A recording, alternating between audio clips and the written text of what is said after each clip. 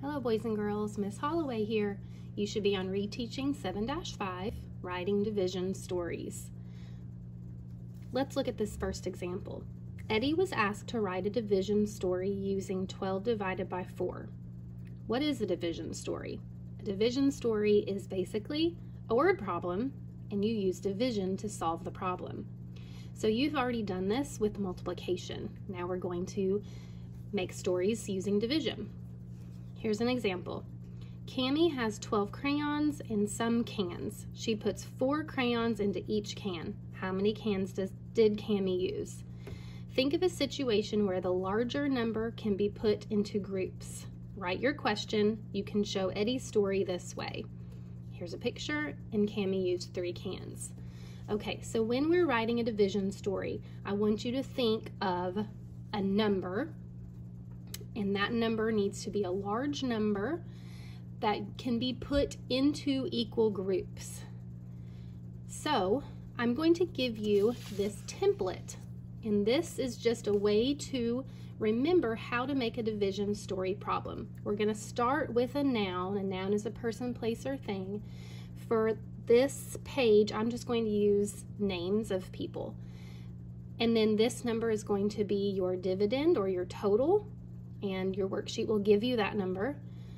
Think of a plural noun, meaning more than one person, place, or thing. I'm going to use things such as pencils or crayons. The noun will be the same noun that you wrote up here, and you'll put the divisor here, which is the number of groups, and your worksheet will give you that number too. And then your question is how many are in each group. So let's try. So first we're going to start with a noun.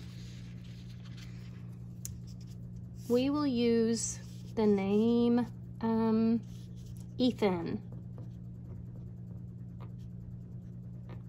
Okay, Ethan has, and it says the dividend or the total. Remember, the dividend is the first number. It's the largest number. Remember, largest number is in the front, on the top, or in the box. So Ethan has 10 plural noun. What could he have? Let's say pencils.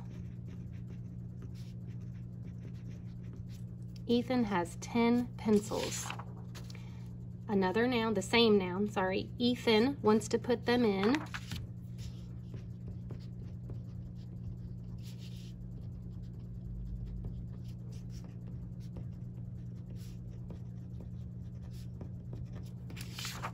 the divisor, which is this number right here, the number of groups, 2 groups. And then you end with your question, how many are in each group?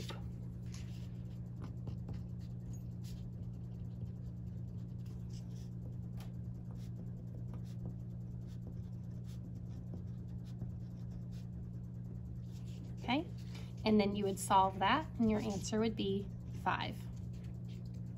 Okay, let's do number 2. So we need to think of a noun. We'll use Noah.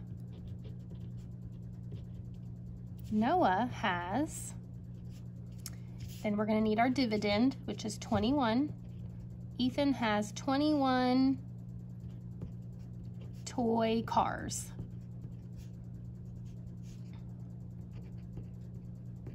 Noah wants to put them in 3 groups. How many in each group? Okay, you're going to solve that, and your answer would be 7. Number 3.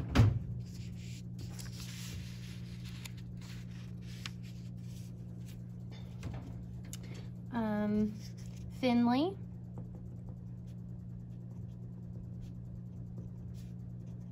has 18 crayons. Now I could write Finley's name again, or I could just put she. She wants to put them in 3 groups. How many are in each group? Okay, you would solve 18 divided by 3 and get 6. Number 4, Josie has 16 apples. She wants to put them in 4 groups.